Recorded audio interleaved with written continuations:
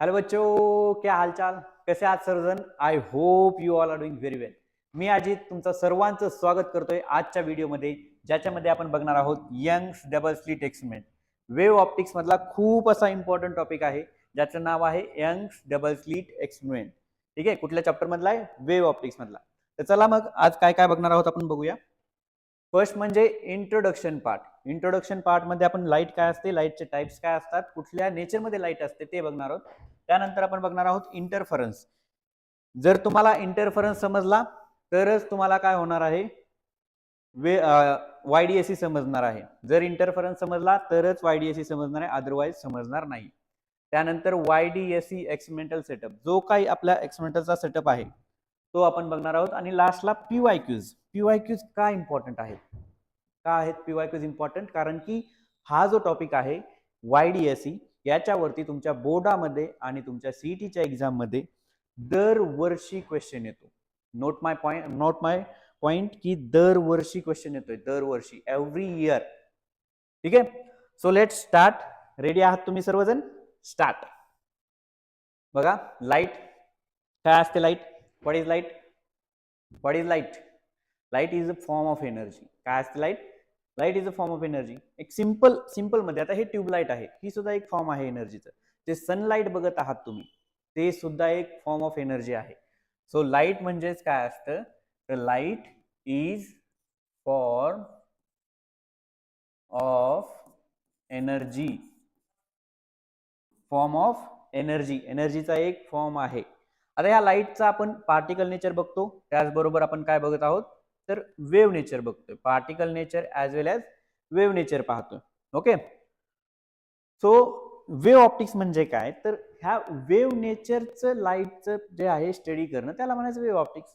Okay, so particle nature तुम्ही पाहिला असावा 11th स्टँडर्ड मध्ये. 11th मध्ये पार्टिकल नेचर मध्ये काय पाहिलंय तुम्ही?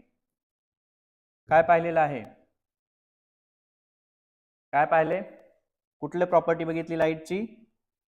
रिफ्लेक्शन. काय बघितलेलं आहे? रिफ्लेक्शन. त्यानंतर काय पाहिलेलं आहे? रिफ्रॅक्शन. त्यानंतर काय पाहिलेलं आहे? रिफ्रॅक्शन पाहिलेलं आहे. तर रिफ्लेक्शन, रिफ्रॅक्शन हे जे प्रॉपर्टीज आहेत लाईटच्या, त्या आपण पर्टिक्युलरली ह्या पार्टिकल नेचर मध्ये स्टडी करतो. त्याशिवाय आणखी एक एक्सपेरिमेंट आहे, फोटो इलेक्ट्रिक इफेक्ट, ज्यामध्ये मेटल सरफेसवरती लाईट इन्सिडेंट होते आणि इलेक्ट्रॉन इजेक्ट होतात. ते झालं पार्टिकल नेचर. परंतु आज आपण जे बघणार आहोत तो वेव्ह नेचर बघणार आहोत. आणि वेव्ह नेचर मध्ये आपण कशाचा स्टडी करतो? तर इंटरफरन्सचा. कशाचा? इंटरफरन्स. इंटरफरन्स, त्याचबरोबर डिफ्रॅक्शन. डिफ्रॅक्शन. ओके, इंटरफरन्स आणि डिफ्रॅक्शन आपण कशात बघतोय? वेव्ह मध्ये बघत आहोत. रिफ्लेक्शन, रिफ्रॅक्शन सांगायची गरज आहे का? सांगा, सांगायची गरज आहे? रिफ्लेक्शन आणि रिफ्रॅक्शन सांगा. रिफ्लेक्शन काय असतं? एखाद्या मीडियम मध्ये, एकाच मीडियम मध्ये लाईट येते आणि रिफ्लेक्ट होते. इन्सिडेंट लाईट अशी आणि रिफ्लेक्टेड लाईट अशी, त्याला म्हणायचं रिफ्लेक्शन. आणि रिफ्रॅक्शन काय होतं? त्याच्यामध्ये मीडियम चेंज होते लाईटची. काय होते? लाईटची मीडियम चेंज होते. सपोज एअर मधून वॉटर मध्ये जात असेल तर जो लाईटचा पाथ आहे, due to change in it speed, speed change होतं, त्याच्यामुळे जो पाथ आहे त्याच्यामध्ये स्लाइटली डिफरन्स येतो आणि त्याला म्हणायचं रिफ्रॅक्शन. तर आजचा जो महत्वाचा मुद्दा आहे आपला, हा वेव्ह आणि त्याच्यामधला इंटरफरन्स. जर तुम्हाला इंटरफरन्स समजला तरच तुम्हाला काय होणार आहे? वायडीएससी समजणार आहे. तरच तुम्हाला काय होणार आहे? वायडीएससी समजणार आहे, अदरवाइज वायडीएससी समजणार नाही. क्लिअर? क्लिअर का? सांगा, कमेंट मध्ये सांगा मला. Okay, so let start. What is interference of light? Interference of light काय असते बघा, दिसते तुम्हाला सर्वांना? आय होप तुम्हाला हे दिसत असावं. इंटरफरन्स काय आहे? When two light waves from different coherent sources meet together, then the distribution of energy due to one wave is disturbed by the other. बघा काय सांगितलं या स्टेटमेंट मध्ये, ज्यावेळेस दोन लाईट वेव्स डिफरंट कोहरंट सोर्सेस मधून येत आहेत आणि एका वेव्हची जी डिस्ट्रीब्युशन ऑफ एनर्जी आहे ती दुसऱ्या वेव्ह मध्ये काय होते? डिस्टर्ब होते. त्याची एनर्जी डिस्टर्ब होते, त्याच्यामध्ये काहीतरी चेंज येतोय. And this modification, the distribution of light energy due to the superposition of the two light waves is called the interference of the light. बघा, वर्ड खूप महत्वाचा आलेला आहे इथे. वर्ड खूप महत्वाचा आलेला आहे. कुठला word? Due to superposition. Wave optics आपला 7 नंबरचा चॅप्टर आहे, बरोबर? M I right? 7 नंबरचा. त्याच्या आधी 6 नंबरचा चॅप्टर जो आहे तो आहे सुपरपोजिशन ऑफ वेव्ह. जर तुम्हाला सुपरपोजिशन समजला तर तुम्ही वेव्ह ऑप्टिक्सला जावा. सुपरपोजिशन समजण्यासाठी ऑसिलेशन गरजेचं आहे. ऑसिलेशन नंतर वेव्हज आणि नंतर वेव्ह ऑप्टिक्स. ठीक आहे? तर सुपरपोजिशन काय असते हे बघणारच आहोत आपण. इंटरफरन्स समजला? क्लिअर? इंटरफरन्स समजला? इंटरफरन्स म्हणजे काय? दोन लाईट वेव्ह ज्यावेळेस एकत्र येतात आणि त्या एकत्र आल्यानंतर जे त्यांची एनर्जी डिस्ट्रीब्युशन आहे त्याच्यामध्ये काहीतरी मॉडिफिकेशन होते, त्याला म्हणायचं इंटरफरन्स. सो ही इंटरफरन्सची डायग्राम आहे, तुमच्या बुक मधली डायग्राम आहे, ॲज इट इज मी घेतलेली आहे. त्याच्यामध्ये जो आहे तो कन्स्ट्रक्टिव्ह इंटरफरन्स आणि डिस्ट्रक्टिव्ह इंटरफरन्स असे दोन टाइप्स पडतात. इंटरफरन्सचे टाइप्स आहेत कन्स्ट्रक्टिव्ह आणि डिस्ट्रक्टिव्ह. ते काय आहे मी डिटेलमध्ये सांगतो. ही डायग्राम फक्त ऑब्झर्व करा. ही डायग्राम फक्त ऑब्झर्व करा. त्याच्यानंतर जे वेव्हचा स्टडी करणार त्यावरून ही डायग्राम तुम्हाला समजेल. आता ए टाइप्स घेतलेत मी, कन्स्ट्रक्टिव्ह आणि डिस्ट्रक्टिव्ह. कन्स्ट्रक्टिव्ह मध्ये इथे काय लिहिलेलं आहे? Del x. डेल एक्स म्हणजे काय? पाथ डिफरन्स असतो. डेल एक्स म्हणजे काय असतो? What is del X? This is path difference. हा पाथ डिफरन्स आहे. कन्स्ट्रक्टिव्ह साठी एन लॅम्बडा, डिस्ट्रक्टिव्ह साठी 2n-1 लॅम्बडा बाय 2. कन्स्ट्रक्टिव्ह साठी एन लॅम्बडा, डिस्ट्रक्टिव्ह साठी 2n-1 लॅम्बडा बाय 2. हे पाठ पाहिजे. हे काय पाहिजे? पाठ पाहिजे. Okay. So let study the wave. आपण काय करूया? टाइप्स ऑफ इंटरफरन्स स्टडी करूया. Types of interference. इंटरफरन्सचे दोन टाइप्स आहेत, कन्स्ट्रक्टिव्ह आणि डिस्ट्रक्टिव्ह. परंतु हे कशावर डिपेंड आहे? Distribution of the energy of the wave. मग वेव्ह काय आहे? काय आहे wave? What is wave? Wave काय आहे सांगा? What is wave? सपोज तुम्ही काय करताय, पाण्यामध्ये दगड टाकताय. You are throwing a stone in a water, बरोबर? तुम्ही पाण्यामध्ये दगड टाकताय, त्यावेळेस तिथे काय होतं? रिपल्स फॉर्म होतात. काय होतं? रिपल्स फॉर्म होतात. रिपल्स फॉर्म होतात म्हणजे त्या वेव्हज आहेत. त्या काय आहे? वेव्हज आहेत. अशा पद्धतीने सर्कल जर मी ड्रॉ केला, ओके, असा सर्कल जर ड्रॉ केला तर ह्या सर्कलचा टोटल अँगल किती असतो रे? What is the total angle of this circle? किती असतो अँगल? 360 डिग्री. किती असतो? 360 डिग्री. मग तुमची एक वेव्ह जी असते ती ह्याच सर्कल पासून बनलेली असते, बरोबर? सुपरपोजिशन ऑफ वेव्ह मध्ये शिकलाय, हे शिकलाय ना? बघा, एक वेव्ह मी ड्रॉ करतो इथे. अशी आपल्याकडे वेव्ह आहे, ही एक वेव्ह आहे. या वेव्हचं अँगल डिस्ट्रीब्युशन कशा पद्धतीने असतं? तर हे जे असतं ते 90 डिग्री, हे जो असतो तो 180 डिग्री, हा जो असतो तो 270 डिग्री आणि हा जो असतो तो 360 डिग्री. हा जो कंप्लीट वेव्ह आहे, हा जो कंप्लीट वेव्ह म्हणजे हा पार्ट आणि हा पार्ट, हा पार्ट उचलून इकडे ठेवा. हा पार्ट जर उचलून आपण इथे ठेवला तर आपल्याला कंप्लीट सर्कल मिळते. काय मिळते आपल्याला? कंप्लीट सर्कल मिळते. त्यामुळेच हे जे 90, 180, 270 आणि 360 हे एक वेव्हची प्रॉपर्टी आहे. काय आहे ही? वेव्हची प्रॉपर्टी आहे, जिला आपण म्हणतो फेज. जिला काय म्हणतो? फेज म्हणतो. पहिली प्रॉपर्टी आपण काय बघतोय? Phase of a wave. तर ही जी आहे ती फेज आहे. फेज आपल्याला काय सांगते? State of motion of that wave. State of motion of that wave. Okay. Second property जी आहे बघा, हा आपला मीन पोझिशन. ह्या मीन पोझिशन पासून जर आपण मॅक्सिमम डिस्प्लेसमेंटला गेलो तर त्याला म्हणायचं अँप्लिट्यूड ऑफ वेव्ह. काय म्हणायचं? अँप्लिट्यूड. इथे जो आहे, इथे सपोज इथे प्लस ए आणि हा जो निगेटिव्ह अँप्लिट्यूड आहे, जस्ट अ सेकंड, हा जो निगेटिव्ह अँप्लिट्यूड आहे इथे त्याला म्हणायचं मायनस ए, म्हणजेच हा वाला. हे काय झालं? Amplitude of wave. Amplitude means what? The maximum distance from the mean position of that wave. Maximum displacement, distance नाही, डिस्प्लेसमेंट म्हणा, sorry, displacement, maximum displacement from the mean position of the wave, that is called as the amplitude. याला काय म्हणायचं? Amplitude. बघा, मी एक एक property इथे लिहून घेत आहे. आय होप तुम्हाला हे समजत असावं. समजत नसेल तर कमेंट करा, चॅट बॉक्स मध्ये तुमचा जे डाऊट आहे तो टाका. ओके, नक्कीच तुमचा डाऊट रिझॉल्व्ह केला जाईल. सो नेक्स्ट पार्ट वेव्हचा अँप्लिट्यूड झाला. Amplitude.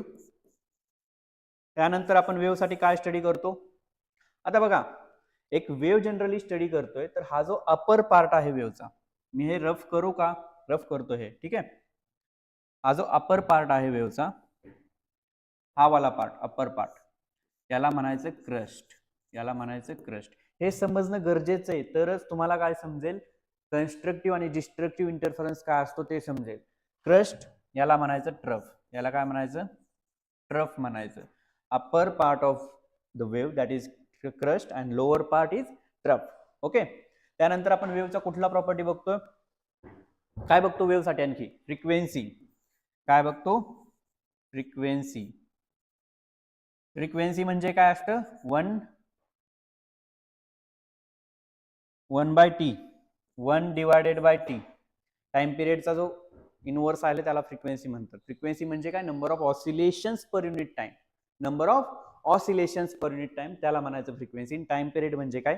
To complete one complete cycle, एक कम्प्लीट सायकल करायला जो लागलेला वेळ आहे त्याला म्हणायचं टाइम पिरियड. ओके. आता या बेसिक फेनोमेनाची आपल्याला गरज होती. आय होप तुम्हाला हे समजलेलं असावं. ठीक आहे. इथे मी फ्रिक्वेन्सी लिहू शकतो. फ्रिक्वेन्सी, फेज झाला,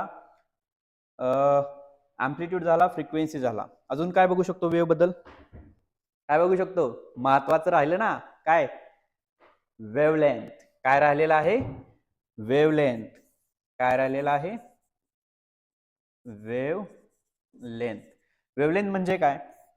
इथपासूनचे इथपर्यंत डिस्टन्स, त्या वेवची length.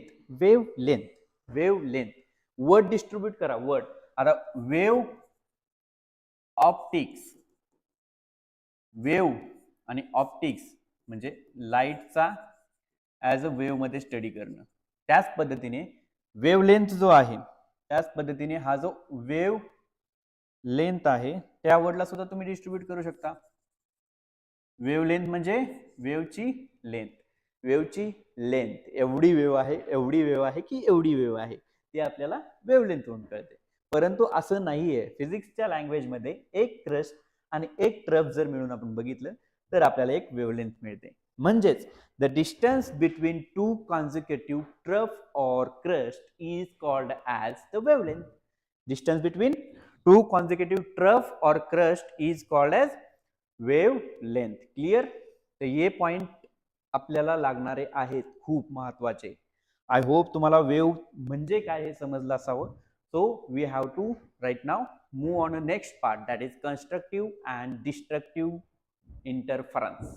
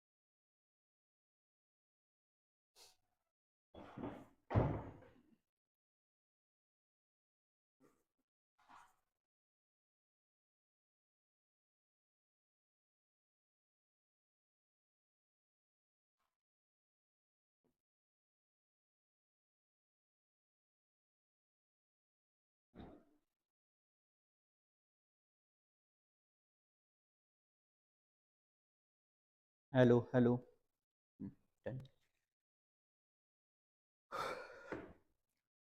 So let's discuss the types of interference.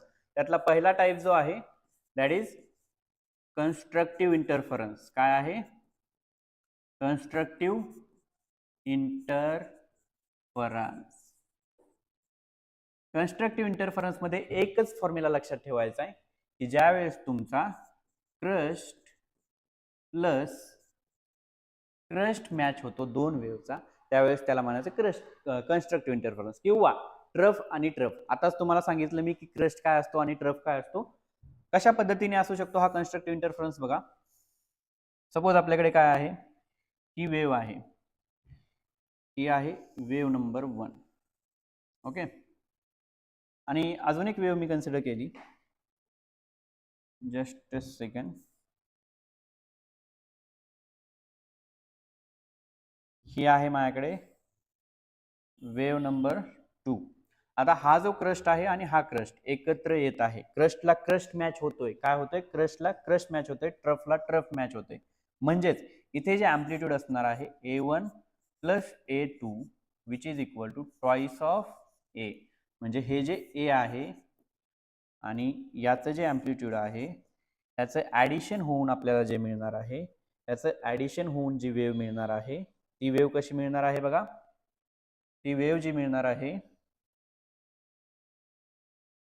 ती वेव्ह मिळणार आहे अशा पद्धतीने मॅक्सिमम अँप्लिट्यूडची. म्हणजेच हे जे अँप्लिट्यूड आहे हे 2A झालेलं आहे. बघा, हा एक वेव्ह, हा पहिला वेव्ह आहे, हा दुसरा वेव्ह आहे. हे दोन्ही एकत्र आले तर आपल्याला इंटरफरन्स मिळाला ज्याचं मॅक्सिमम अँप्लिट्यूड आहे. Okay, so this is 2A. हे झालं कन्स्ट्रक्टिव्ह इंटरफरन्स. कन्स्ट्रक्टिव्ह इंटरफरन्स मध्ये आपल्याला मिळतं ब्राईट फ्रिंजेस. काय मिळतं? Bright fringes. Bright fringes. जसं तुमचं फ्युचर ब्राईट आहे ना ब्राईट फ्युचर की नाहीये? फ्युचर ब्राईट तेव्हाच असणार आहे जेव्हा तुम्ही स्टडी कराल. जर तुम्ही स्टडी नाही केला तर फ्युचर ब्राईट कधीच नसणार आहे. त्यावेळेस फ्युचर असणार आहे डिस्ट्रक्टिव्ह इंटरफरन्स. तर चला मग डिस्ट्रक्टिव्ह इंटरफरन्स बघूया. काय असतो destructive interference? What is destructive interference? ज्यावेळेस एखाद्या वेव्हचा क्रस्ट आणि दुसऱ्या वेव्हचा ट्रफ जो आहे तो एकत्र येत आहे त्यावेळेस आपल्याला डार्क फ्रिंज मिळते आणि त्या डार्क फ्रिंजलाच आपण काय म्हणतो? Destructive interference. त्याच डार्क फ्रिंजला आपण काय म्हणतो? Destructive interference. ठीक आहे. Destructive interference.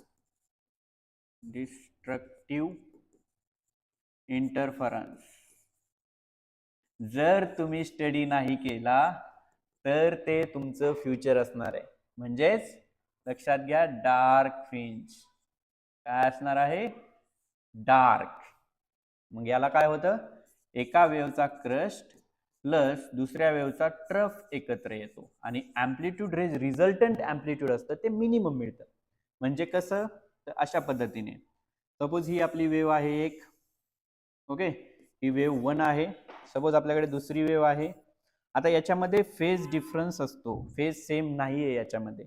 ही दुसरी वेव्ह सपोज अशी स्टार्ट झाली आणि अशा पद्धतीने असेल. म्हणजे याचा काय झाला? हा क्रस्ट आला, याचा ट्रफ एकत्र आला, याचा ट्रफ एकत्र आला. म्हणजेच क्रस्ट प्लस ट्रफ तो resultant amplitude minimum. Resultant amplitude काय झालं? मिनिमम. आणि तुमचं जे रिझल्टंट वेव्ह मिळणार आहे आयदर ती अशी मिळेल ब्लँक और एकदम कमी इंटेन्सिटीची अशा पद्धतीने मिळू शकते. Okay, this depends on the waves. This depends on wave. तर हे कशावरती डिपेंड आहे? आपल्या सुपरपोजिशन प्रिन्सिपल वरती. कशावरती? सुपरपोजिशन प्रिन्सिपल वरती. तर सुपरपोजिशन प्रिन्सिपल काय सांगतो आपल्याला? when two or more than two waves superimpose over each other at a common particle of the medium, then the resultant displacement y of a particle is equal to the vector sum of the displacement. Vector sum of the displacement. बघा, हे constructive साठी आहे. याला म्हणायचं y1, याला म्हणा y2. तर याचं हे जे मिळालेलं आहे आपल्याला कन्स्ट्रक्टिव्ह साठीचं ते आहे y1 प्लस y2 आणि याला म्हणूया आपण y1, याला म्हणूया y2. तर याचा रिझल्टंट जो मिळतोय तो y1 मायनस y2 असा मिळत आहे. याचा काय मिळत आहे? y1 मायनस y2 मिळत आहे. ठीक आहे. हे झालं सुपरपोजिशन प्रिन्सिपल. सुपरपोजिशन प्रिन्सिपल म्हणजेच काय? याला सिंपल मध्ये म्हणायचं वेक्टर ऍडिशन. काय म्हणायचं? Vector addition. क्लिअर आहे इथपर्यंत? इथपर्यंत क्लिअर आहे ना? सुपरपोजिशन प्रिन्सिपल म्हणजेच vector addition of two waves. Vector addition म्हणजे काय? आता ह्या दोन वेव्हचं y1 आणि y2 जर कन्सिडर केला तर ह्या कशा पद्धतीने येणार आहेत? सपोज आपली ही एक y1 आहे आणि मी y2 ड्रॉ करतो. रेड मध्ये y2 ड्रॉ करतो. ठीक आहे. आणि y2 ही अशा पद्धतीने आहे. तर आपल्याला याचं जे रिझल्टंट मिळणार आहे याचं रिझल्टंट असणार आहे, याचा रिझल्टंट असणार आहे अशा पद्धतीने. म्हणजे ह्या दोन्ही वेव्ज ज्या आहेत त्या इन फेज आहेत. In phase. In phase means what? In phase, same phase. In phase म्हणण्यापेक्षा मी काय म्हणतो इथे सेम फेज म्हणतो. काय म्हणतो? Same phase. Same phase. आणि इथे काय आहे? इथे रिझल्टंट आपल्याला सुपरपोजिशन झाल्यानंतर रिझल्टंट कमी मिळणार आहे. मी माईक चेक करतोय कारण की माईकला थोडीशी चार्जिंग कमी आहे. तो इन फेज आणि हा आउट ऑफ फेज असतो. सेम फेज और आउट ऑफ फेज म्हणजेच 180 डिग्री आउट ऑफ फेज म्हणजेच त्याला म्हणायचं डिफरंट फेज. तर हे आहे आपलं सुपरपोजिशन प्रिन्सिपल. हे लागू होतं आपल्या वेव्ह ऑप्टिक्स मधल्या यंग्स डबल स्लिट एक्सपेरिमेंट मध्ये. इथपर्यंत क्लिअर आहे? सांगा, कमेंट करा किंवा चॅट बॉक्स मध्ये सांगा इथपर्यंत क्लिअर आहे का? आहे ना क्लिअर? ओके, पुढे जायचं, नेक्स्ट पार्ट घ्यायचा. आता आपण नेक्स्ट पार्ट मध्ये बघणार आहोत मेन टॉपिक, ज्याचं नाव आहे YDSE एक्सपेरिमेंट. ज्याचं नाव काय आहे आपलं? Young's double slit experiment. काय नाव आहे? Young's double slit experiment. आता याच्यामध्ये बघा काय काय आहे. याच्यामध्ये जर बघितलं तर पहिला म्हणजे आपला हा सोर्स आहे.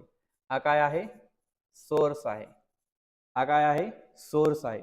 Source should be monochromatic. Source काय पाहिजे? मोनोक्रोमॅटिक. मोनोक्रोमॅटिक. मोनोक्रोमॅटिक म्हणजे काय? मोनोक्रोमॅटिक. मोनोक्रोमॅटिक म्हणजे काय? Mono means this. Mono means single. Mono means what? Single. जसे तुम्ही आहात का? अरे काय सर मजाक करताय. हे काय आपला मोनो म्हणजे single. Chroma. Chroma means colour. Chroma means काय आहे? कलर आहे. म्हणजे सिंगल कलर म्हणजेच सिंगल वेव्हलेंथची लाईट पाहिजे, त्याला म्हणायचं मोनोक्रोमॅटिक लाईट. सिंगल वेव्हलेंथची लाईट त्यालाच काय म्हणायचं? Monochromatic light. मग सोर्स काय पाहिजे आपला? मोनोक्रोमॅटिक पाहिजे आणि कोहरंट. त्यानंतर आपण काय यूज केलेलं आहे ते convex lens. Bi convex lens आहे ही ऍक्च्युली. इथे काय आहे? Convex lens.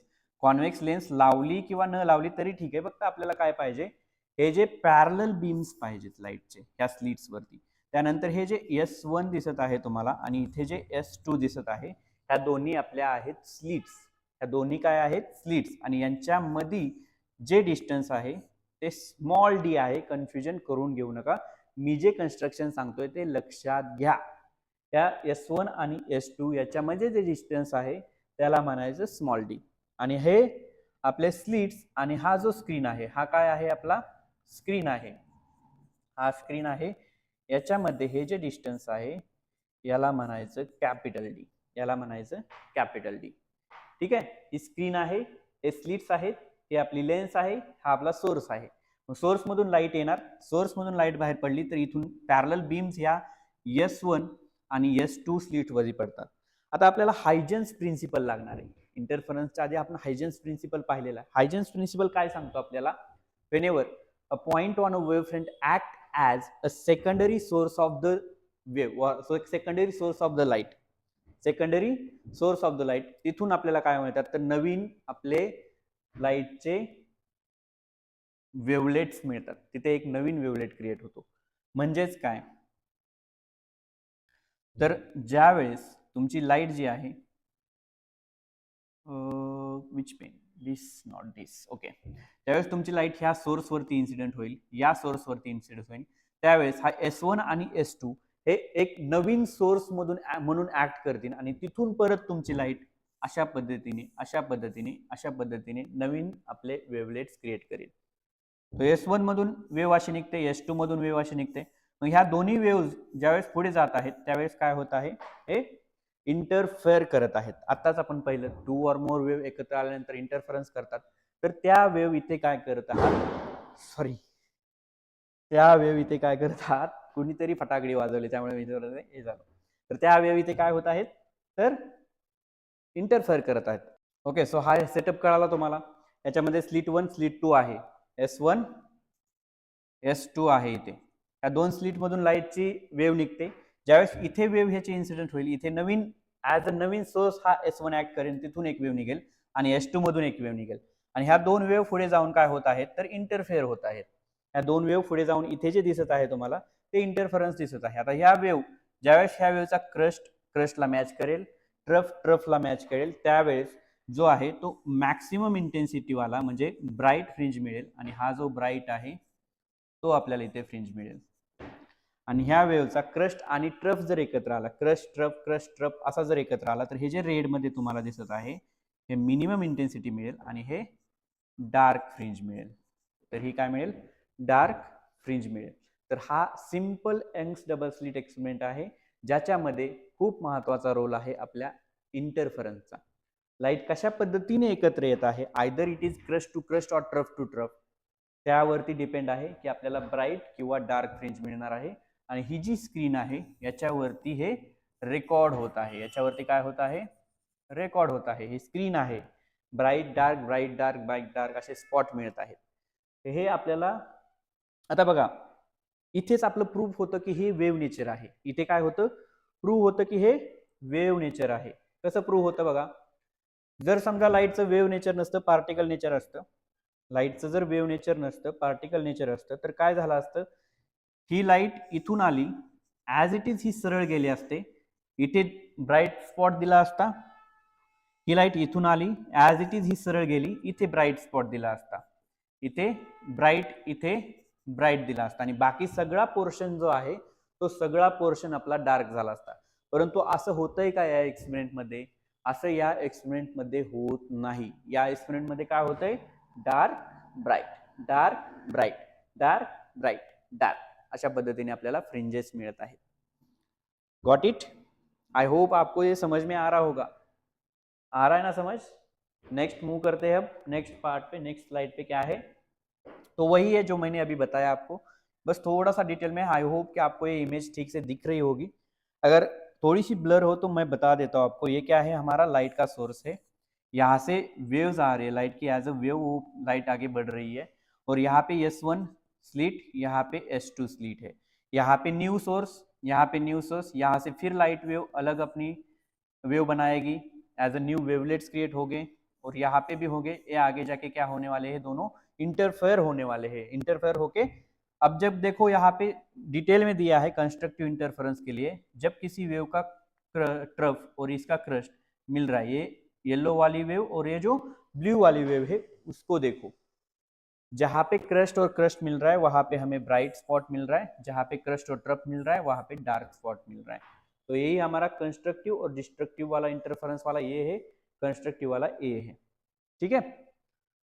और जो डार्क ब्राइट यहाँ पे फ्रिंजेस स्क्रीन पे रिकॉर्ड हो रहे हैं. और जो है इंटेंसिटी डिस्ट्रीब्यूशन कर्व है, मतलब जहां पे डार्क होगा वहां पे कम इंटेंसिटी होगी, जहां पे ब्राइट होगा वहां पे ज्यादा इंटेंसिटी होगी. क्योंकि हमारी इंटेंसिटी जो होती है वो प्रोपोर्शनल होती है हमारे एम्पलीट्यूड से. हमने देखा है रिजल्टेंट एम्पलीट्यूड कैसे निकालते हैं हम? Resultant amplitude that is equal to A1 square plus A2 square plus twice of A1 A2 cos theta. ये रिजल्टेंट मिलता है ए वाला. ठीक है. और यहाँ पे एम्पलीट्यूड और जो हमारा इंटेंसिटी होता है उसमें डायरेक्ट प्रोपोर्शनलिटी रिलेशन होता है. तो ये हो गया हमारा यंग्स डबल स्लिट एक्सपेरिमेंट. समझ में आया आपको? समजले सर्वांना? समजले का सांगा? रिपीट करू द्या? नाही गरज, रिपीट करायची गरज नाहीये. ओके.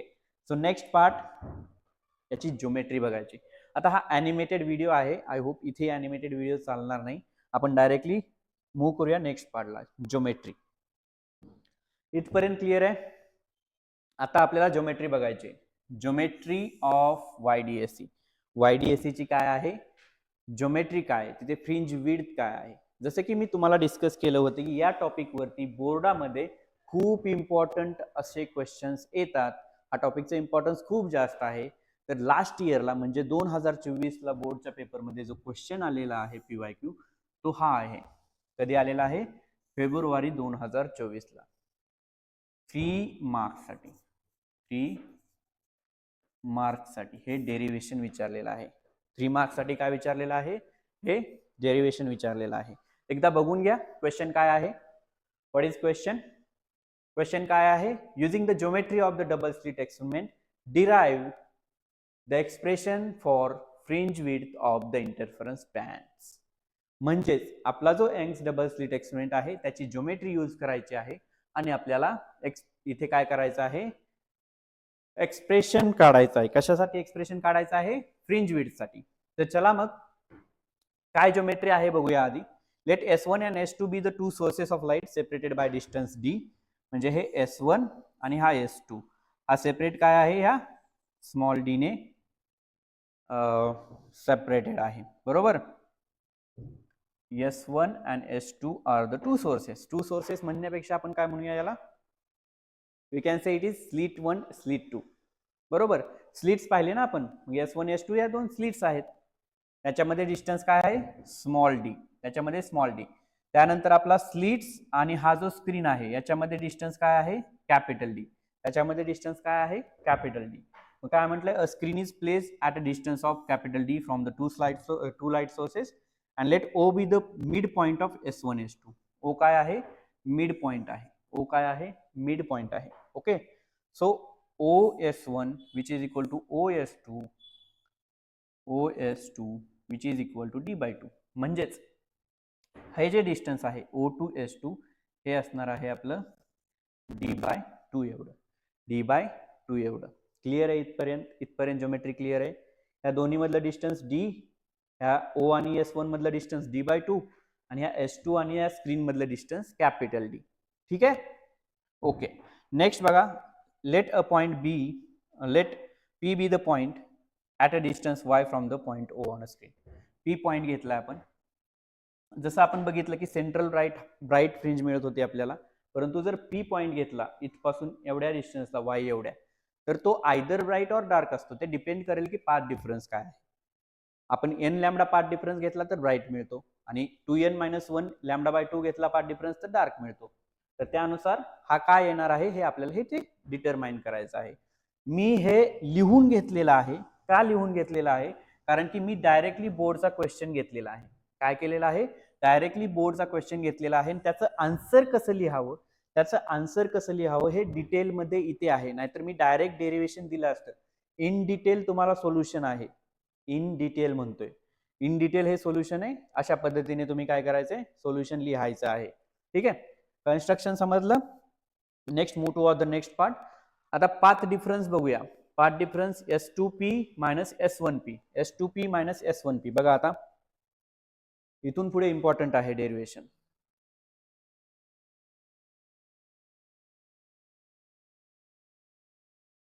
ओके.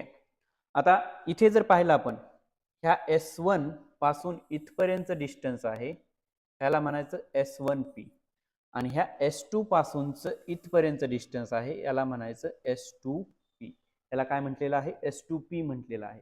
आता ही बघा, एक मायक्रोस्कोपिकली ऑब्झर्व करा. S1P पासूनचं आणि S2P पासूनचं काहीतरी एवढं डिस्टन्स जे आलेलं आहे, हे जे डिस्टन्स आहे हे वालं ते एक्स्ट्रा आलेलं आहे. काय आलेलं आहे, एक्स्ट्रा. त्यालाच म्हणायचं पाथ डिफरन्स.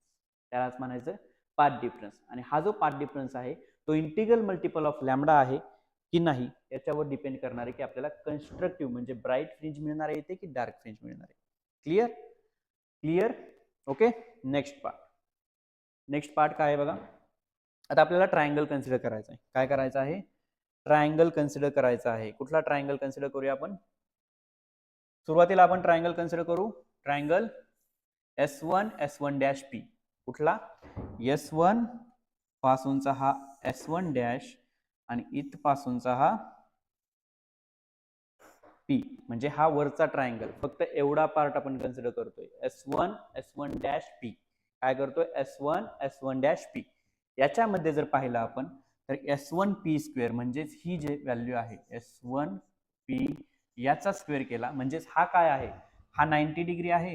हा काय आहे, 90 डिग्री आहे. तर हा काय होणार, हायपोटेनस. हायपोटेनस म्हणजेच पायथागोरस लॉ लावू शकतो. पायथागोरस लॉ म्हणजेच काय होणार आहे मग याचं, S1-S1' चा स्क्वेअर प्लस S1P चा स्क्वेअर.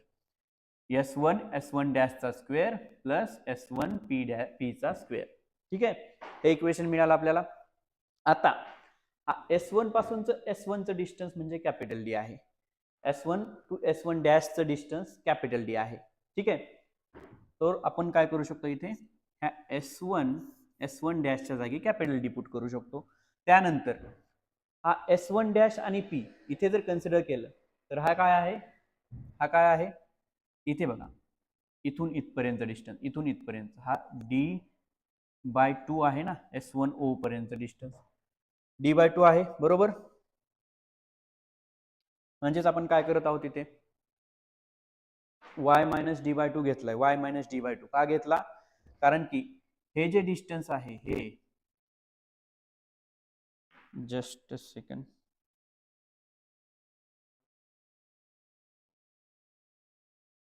हे जे डिस्टन्स आहे हे डिस्टन्स आहे d/2 आणि हे जे कंप्लीट डिस्टन्स आहे हे y. मग आपल्याला OP ची व्हॅल्यू OP बरोबर काय होणार आहे, आपला y आहे. परंतु आपल्याला पाहिजे काय, S1 डॅश P पाहिजे, S1 डॅश P पाहिजे. मग S1 डॅश P जर काढायचा असेल तर OP मायनस हा काय करायला लागेल, PS1 dash, OP minus PS1 dash म्हणजेच हा होणार आहे D/2. हा काय होणार आहे, D/2. कळतंय, D/2 कळाला. हा काय झाला OS1 डॅश, हा काय झाला OS1 dash D/2. Total y-d/2. Total मधून काय करतोय, y-d/2 करतोय. टोटल मधून y-d/2 करतोय, y-d/2. त्याच्यामुळे आपण घेतलेला आहे y-d/2 चा स्क्वेअर. आता परत काय, d चा स्क्वेअर ॲज इट इज, याचं एक्सपान्शन करा y-d/2 चा स्क्वेअर. याचं एक्सपान्शन कसं करणार तुम्ही, a-b चा स्क्वेअर. a-b चा स्क्वेअर म्हणजेच काय असतो, a-b चा स्क्वेअर काय असतो, a square minus twice of ab plus b square. हा फॉर्म्युला लावा, सॉरी हा फॉर्म्युला लावा. हा फॉर्म्युला जर इथे लावला तर काय होणार आहे, y स्क्वेअर म्हणजे a square, y square twice of yd. Twice of yd कसा आला बघा, हा y multiply by d/2, y multiply by d/2 आणि ही ते 2, हा 2 ला 2 कॅन्सल होणार आहे, 2 ला 2 कॅन्सल होणार आहे. त्यामुळे इथे काय राहिला y इंटू डी, काय राहिला y into D. So y square minus yd plus d square by 4. d square by 4 म्हणजे b चा स्क्वेअर, b चा स्क्वेअर म्हणजे d/2 चा स्क्वेअर, d/2 चा स्क्वेअर काय आला, d स्क्वेअर बाय 4 आला, d स्क्वेअर बाय 4 आला. ओके. सिमिलरली दुसरा ट्रायंगल कन्सिडर करा. कुठला triangle, triangle S2 dash P. दुसरा ट्रायंगल कन्सिडर करा. कुठला ट्रायंगल कन्सिडर करायचा आहे, बोलून बोलून घसा सुकला माझा, समजते ना तुम्हाला. ओके. दुसरा ट्रायंगल कुठला कन्सिडर करायचा बघा. दुसरा ट्रायंगल हा S2 वाला, S2P आणि इथे S2 डॅश, हा ट्रायंगल कन्सिडर करा. आणि हा 90 डिग्री असल्यामुळे हा S2P स्क्वेअर, S2P स्क्वेअर बरोबर काय होणार, S2 dash plus PS2 dash. बघा इथे लिहिलेलं आहे मी, S2P square which is equal to S2 डॅशचा square plus S2P square. Okay. आता इथे गंमत आहे, इथे आपण मायनस केलं, इथे प्लस करावं लागणार आहे. इथे मायनस केलं, इथे प्लस का करावं लागणार आहे, कारण हे जे टोटल डिस्टन्स आहे, हे जे टोटल डिस्टन्स आहे हे y प्लस d/2 आहे, y plus d/2, y plus d/2, y plus d/2, y plus d/2. कळालं. त्यामुळे आपण इथे काय केलेलं आहे, y प्लस d/2. याचं एक्सपान्शन करा a प्लस बी च्या फॉर्म्युल्याने. याचं एक्सपान्शन जे आहे ते a प्लस बी चा स्क्वेअर बरोबर काय होणार आहे, a square plus twice of ab plus B square. या फॉर्म्युल्याने एक्सपान्शन करा. हे काय होणार आहे, D square plus Y square plus yd plus D square by 4. त्याला म्हणा equation number 2. Equation number 1, equation number 1 इथे, इक्वेशन नंबर 2. आता सबस्ट्रॅक्ट करा. काय करायचंय, इक्वेशन 1 आणि 2 सबस्ट्रॅक्ट करायचंय. इक्वेशन 2 मधून इक्वेशन 1 मधून इक्वेशन नंबर 2 मायनस करा. S2P square minus S1P square, S2P square minus S1P square बरोबर काय येईल, subtracting equation number 1 from equation number 2. Equation 2 मधून 1 मायनस करतोय. So S2P square minus S1P square काय येईल, करा सबस्ट्रॅक्ट. बघा D square plus Y square plus yd plus D square by 4 आहे. इथे D square plus Y square minus yd plus D square by 4 आहे. Common terms बघा, कसं subtraction करायचंय? कॉमन टर्म्स, कुठल्या कॉमन टर्म्स आहेत? टी कॅन्सल, त्यानंतर D square cancel, त्यानंतर वाय स्क्वेअर आणि हे वाय स्क्वेअर. आता इथे बघा Y D minus of Y D आहे. मायनस मायनस काय होतं? मायनस मायनस ऑलवेज प्लस होणार आहे. सो हे काय बनणार आहे? Twice of Y D. आणि हे जे आहे S2P चा स्क्वेअर मायनस S1P चा, त्याचं आपण अशा पद्धतीने याला लिहू शकतो, S2P plus S1P multiply by S2P minus S1P. याने याला मल्टिप्लाय करा, हे मिळेल. याने याला मल्टिप्लाय करा, हे मिळेल. ओके, त्यामुळे अशा पद्धतीने लिहिले. हे आलेलं आहे ट्वाइस ऑफ वाय डी. इथपर्यंत क्लिअर आहे? क्लिअर आहे का इथपर्यंत? सांगा. क्लिअर आहे? Yes, clear. ठीक आहे, पुढे जायचं. ठीक आहे, पुढे काय? आता S2P मायनस S1P म्हणजेच पाथ डिफरन्स आहे. हे आपण पाहिलं होतं पाठीमागच्या स्लाइडमध्ये. पाठीमागच्या स्लाइडमध्ये आपण काय पाहिलं होतं की S2P मायनस S1P जर केला तर ह्याच्यातून हा मायनस केला, म्हणजे याच्यातून हा मायनस केला, तर आपल्याला हा जो बारका आहे हा पाथ डिफरन्स मिळणार आहे. सो पाथ डिफरन्स म्हणजेच S2P minus S1P that is equal to, ह्या इक्वेशन वरून काय लिहिता येईल मग आपल्याला? S2P मायनस S1P हा इथे मल्टिप्लाय करतोय, हा जर इकडे घेतला तर डिवाइडला येणार आहे, हा इकडे घेतला तर डिवाइडला येणार आहे, बरोबर? किंवा हा घ्या, हा वाला घ्या इकडे, हा इकडे घेतला तर डिवाइडला येणार आहे. बघा, पाथ डिफरन्स बरोबर ट्वाइस ऑफ वाय डी काय केलेलं आहे? Twice of Y D divided by ही जी व्हॅल्यू आहे S2P प्लस S1P प्लस काय घेतलेला आहे? S1P असं घेतलेलं आहे. तर हा झाला आपला पाथ डिफरन्स. हा काय झाला आपला? Path difference.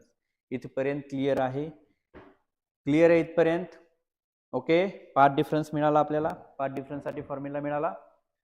आता याला आपण थोडंसं मॉडिफिकेशन करूया. काय मॉडिफिकेशन करायचंय? हे जे डिस्टन्स कॅपिटल डी आहे, हे ग्रेटर दॅन स्मॉल डी आहे. Capital D is greater than small D. म्हणजे हे स्लिट मधलं डिस्टन्स एकदम स्मॉल असतं. स्लिट म्हणजे खूप स्मॉल असतात. त्याच्या कम्पेरेबली हा स्क्रीन मधलं जे डिस्टन्स आहे ते खूप मोठं आहे. मग आपण असं अजूम करू शकतो की हे S1P आणि S2P दॅट आर सेम, ते सेम आहेत. त्यामुळे आपण इथे काय केलेलं आहे? त्यामुळे S2P S1P बरोबर D घेतलेला आहे. S2P S1P approximately equal to D घेतलेला आहे. त्यामुळे इथे D पुट केला, इथे D पुट केला. D plus D twice D, याला हे कॅन्सल. पाथ डिफरन्स साठी इक्वेशन मिळालेलं आहे आपल्याला. पाथ डिफरन्स साठी इक्वेशन काय मिळालेलं आहे? YD divided by capital D path difference साठी. ओके, इथपर्यंत क्लिअर? क्लिअर इथपर्यंत? क्लिअर? थम्स द्या मला. क्लिअर असेल तर थम्स द्या. Okay, done. तो पाथ डिफरन्स मिळाला. आपल्याला क्वेश्चन मध्ये विचारले फ्रिंज विड्थ हा एक पार्ट झाला या क्वेश्चन टॉपिकचा. नेक्स्ट जो येतो आपला केसेस बघायचे पाथ डिफरन्स साठी. कुठली केस असू शकते? आयदर ब्राईट आयदर डार्क किंवा ब्राईट. आता आपण काय म्हणूया? इंटिग्रल मल्टिपल आहे. Path difference n into lambda आहे. मग YD डिवायडेड बाय D बरोबर n lambda. YD divided by D बरोबर n लॅम्बडा आला.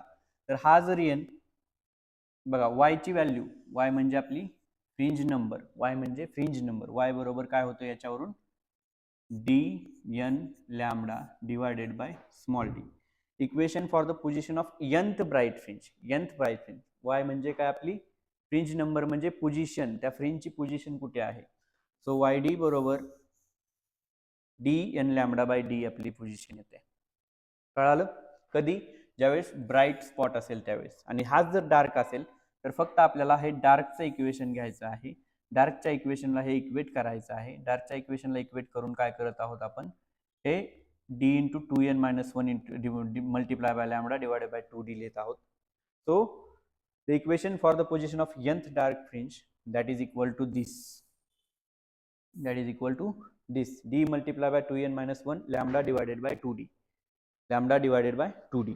हे झालं डार्क साठी. डार्क साठी आलं एकच करायचंय तुम्हाला फक्त, del x that is equal to n lambda for bright आणि del x which is equal to 2n minus 1 into lambda divided by 2 हा आहे डार्कसाठी. हा कशासाठी आहे? डार्कसाठी आहे. हा कशासाठी आहे? डार्कसाठी आहे. Okay, clear? क्लिअर इथपर्यंत? हेच इथे पुट केलं तुम्हाला, हे दोन्ही डार्क आणि ब्राईट साठीचं जे आपल्याला फ्रीज नंबर आहे तो मिळत आहे, YN चा फॉर्म्युला. हा पण लक्षात ठेवा, ह्याच्यावर पण क्वेश्चन येतात तुमच्या सीईटी मध्ये. डायरेक्ट सीईटी मध्ये तुम्हाला फ्रीज नंबर दिलेला असतो. फ्रीज नंबर दिल्यानंतर पुढची मागची फ्रीज असते, त्यावरून तुम्हाला स्लिट डिस्टन्स किंवा स्क्रीन मधलं डिस्टन्स काहीही काढायला लावू शकतात. क्लिअर? आता फ्रिंज विड्थ बघूया. काय बघूया? Fringe width. फ्रिंज विड्थ म्हणजे काय रे? What is fringe width? Fringe width म्हणजे काय? What is fringe width? Fringe width म्हणजे दोन फ्रिंजेस मधलं distance. Distance between two consecutive bright और dark fringes, that is nothing but fringe width. बघा इथे बघा, तुम्हाला जर फ्रिंज विड्थ काढायची असेल तर आता हे जे डार्क आहे, ह्या डार्क आणि ही डार्क याच्यामधलं हे जे डिस्टन्स आहे याला म्हणायचं फ्रिंज विड्थ. याला काय म्हणायचं? Fringe width. कुठल्याही दोन फ्रिंजेसच्या मधलं जे डिस्टन्स आहे त्याला म्हणायचं फ्रिंज विड्थ. या फ्रिंज आणि या फ्रिंजच्या मधलं डिस्टन्स किंवा या फ्रिंज आणि या फ्रिंजच्या मधलं डिस्टन्स. कॉन्झिक्युटिव्ह डार्कच घ्यायला पाहिजे, कॉन्झिक्युटिव्ह ब्राईटच घ्यायला पाहिजे. जर ब्राईट घेतली तर दोन ब्राईटच्या मधलं डिस्टन्स म्हणजे हे डिस्टन्स, याला म्हणायचं फ्रिंज विड्थ, जे आपण बीटाने दर्शवतो. कशाने दर्शवतो? बीटाने. आता त्याच्यासाठीच इक्वेशन आपल्याला ह्या क्वेश्चन मध्ये त्याच्यासाठीच इक्वेशन विचारलेलं आहे. ओके, सो फ्रिंज विड्थ म्हणजे काय? This is yn plus 1 minus yn. कसं गेलं yn प्लस मायनस 1? तर बघा, ही आपली ब्राईट आहे, ही आपली डार्क आहे, ही आपली ब्राईट आहे, ही आपली डार्क आहे. ओके, आता कुठलीही एक फ्रिंज घ्या, ब्राईट घ्या. हा ब्राईट जर समजा yn म्हटलं आपण, या ब्राईटला yn म्हटलं तर हा जो काय होणार आहे, हा yn प्लस 1 होणार आहे ब्राईटवाला. ब्राईटवाला मग या दोन्हीचा डिफरन्स घेतला तर ही जी आहे ती फ्रिंज विड्थ मिळेल आपल्याला. ही जी आहे ती फ्रिंज विड्थ मिळेल. म्हणून काय केलं इथे? yn प्लस 1 मायनस yn घेतलेला आहे. म्हणून इथे काय केलेलं आहे? yn प्लस 1 मायनस yn केलेलं आहे. ओके, सो इक्वेशन 5 वरून आपण काय घेऊ शकतो? Equation for the nth bright fringe yn बरोबर dn lambda divided bye d असतं. आणि n प्लस 1 च्या ब्राईट फ्रिंजेस साठी आपण काय घेऊ शकतो? यांच्या जागी फक्त n प्लस 1 करायचंय. यांच्या जागी काय करायचं आहे आपल्याला? फक्त n प्लस 1 करायचं आहे. त्यामुळे आपला हा काय बनत आहे? yn प्लस 1 साठी काय बनत आहे? हा बनत आहे dn plus 1 lambda divided bye d. dn plus 1 lambda divided bye d बनत आहे. मग आता हे dn plus 1 lambda divided bye d minus dn lambda divided bye d म्हणजेच yn प्लस 1 मायनस yn करतोय. सो हे मायनस केलं तर आपल्याला काय मिळणार आहे बघा?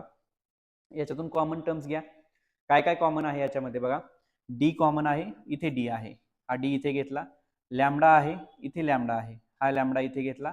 त्यानंतर डिवाइडला डी आहे, इथे डिवाइडला डी आहे, बरोबर, तो इथे घेतला. राहते काय मग? n plus 1 minus n plus 1 minus n plus 1 minus n minus n cancel, राहणार काय? 1. So multiply by 1. सो आपली फ्रिंज विड्थ काय येते इथे?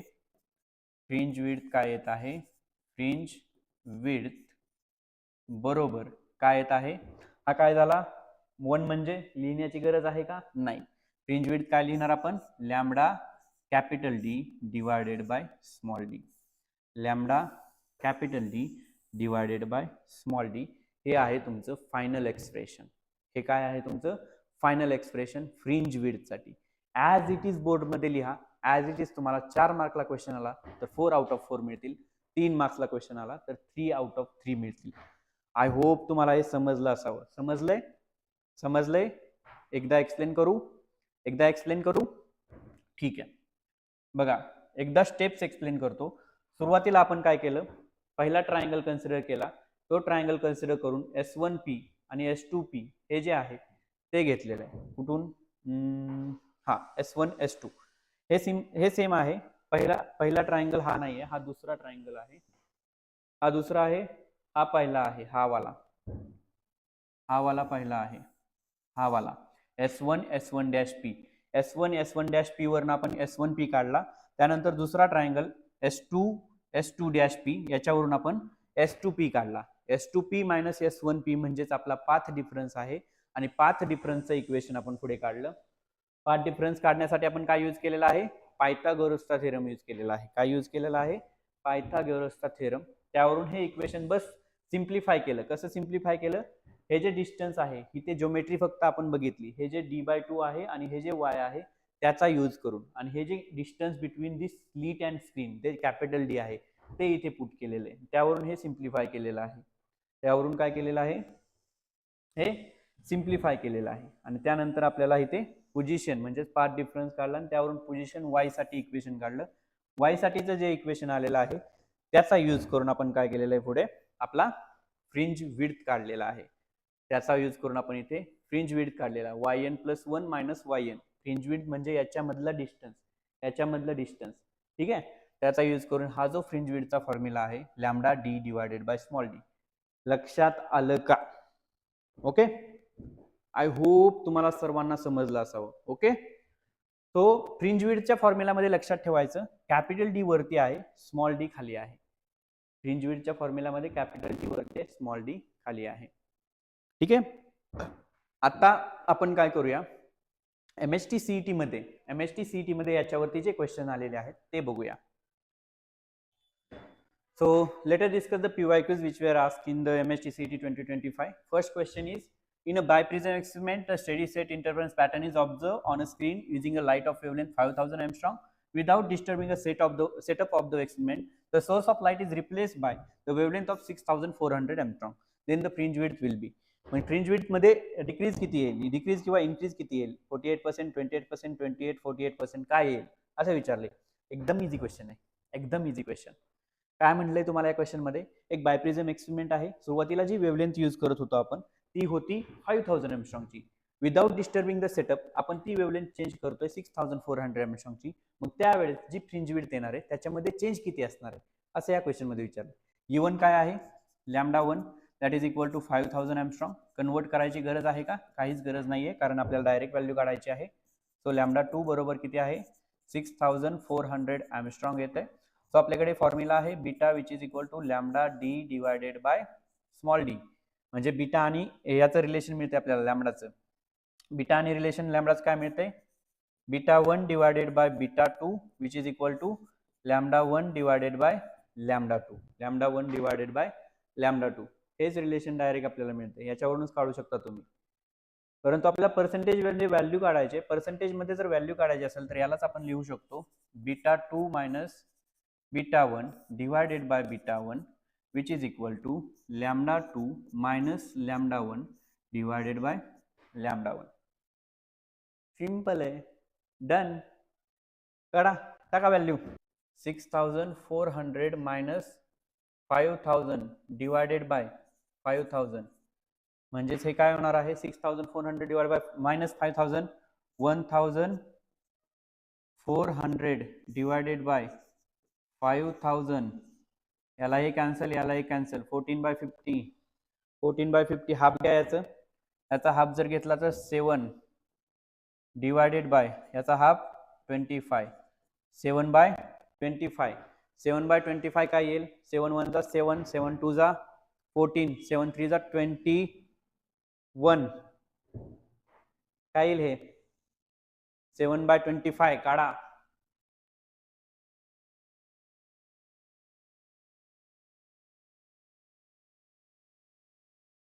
हे किती येईल, नियर अबाउट 0.28. काय येईल, 0.28.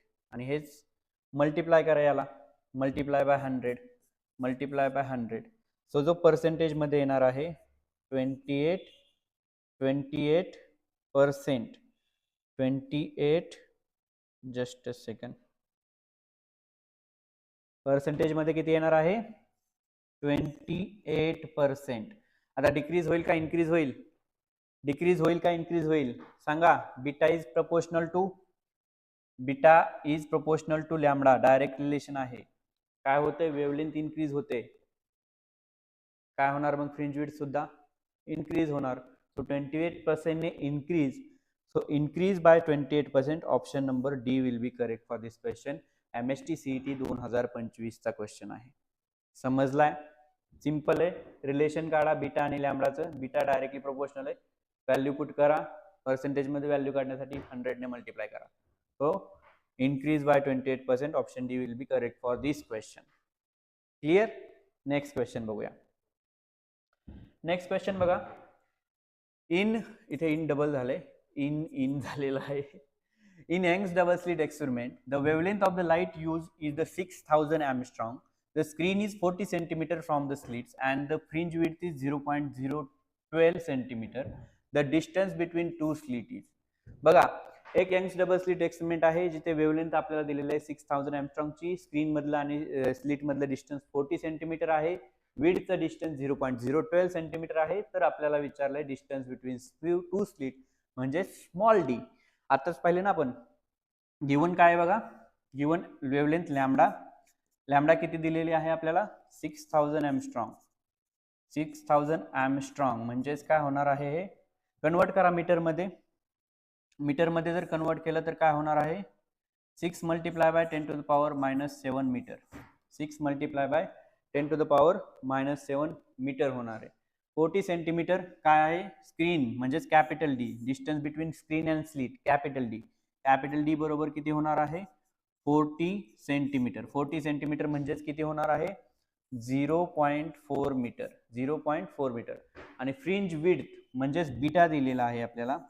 बीटा किती दिलेला आहे? 0.012 सेंटीमीटर. याला कन्वर्ट करा 0.012 सेंटीमीटर. म्हणजे जर 2 डेसिमल शिफ्ट केले आपण तर मीटर मध्ये लिहू शकतो 1.2 multiply by 10 to the power -4. 1.2 multiply by 10 to the power -4 metre. आणि विचारले काय? Distance between two slits. काय विचारलेलं आहे? डिस्टन्स बिटवीन टू स्लिट्स म्हणजे स्मॉल डी. काय विचारलेलं आहे आपल्याला इथे? स्मॉल डी किती असेल? स्मॉल डी ची व्हॅल्यू किती असेल? आपल्याकडे फॉर्म्युला काय आहे? बीटा बरोबर lambda capital D divided by small D. Small D साठी फॉर्म्युला तयार करू शकतो आपण. करा तयार. स्मॉल डी साठी फॉर्म्युला काय होणार आहे? स्मॉल डी साठी फॉर्म्युला, स्मॉल डी बरोबर काय होईल? Lambda capital D divided by beta होणार आहे. Lambda capital D divided by beta. Values put करा, आन्सर मिळून जाईल. व्हॅल्यूज पुट करा, आन्सर मिळून जाईल. ओके, व्हॅल्यूज पुट करा. काय काय व्हॅल्यू आहेत? काय काय व्हॅल्यू आहेत? व्हॅल्यू काय काय आहेत हे रफ करतोय मी. व्हॅल्यू पुट करा. मला तर व्हॅल्यू माहित आहेत, तुम्हाला माहित आहेत की नाही मला माहित नाही. ठीक आहे, व्हॅल्यू अशा आपल्या क्वेश्चन बघितला की लक्षात राहायला पाहिजे. सो डी बरोबर काय होणार आहे? 6000 angstrom. 6 multiply by 10 to the power -7. D capital D किती आहे? 0.4 डिवायडेड बाय बीटा किती आहे? बीटाची व्हॅल्यू किती होते? 1.2 multiply by 10 to the power किती होते? -4. सिम्प्लिफाय करा. कसं सिम्प्लिफाय करणार आहोत आपण याला? How we are going to simplify this? हा 10 टू द पॉवर -4 वरती घ्या. 10 टू द पॉवर -4 जर वरती घेतला तर 6 multiply by 10 to the power -7 multiply by 10 to the power +4 multiply by 0.4 divided by 1.2. केलं सिम्प्लिफिकेशन?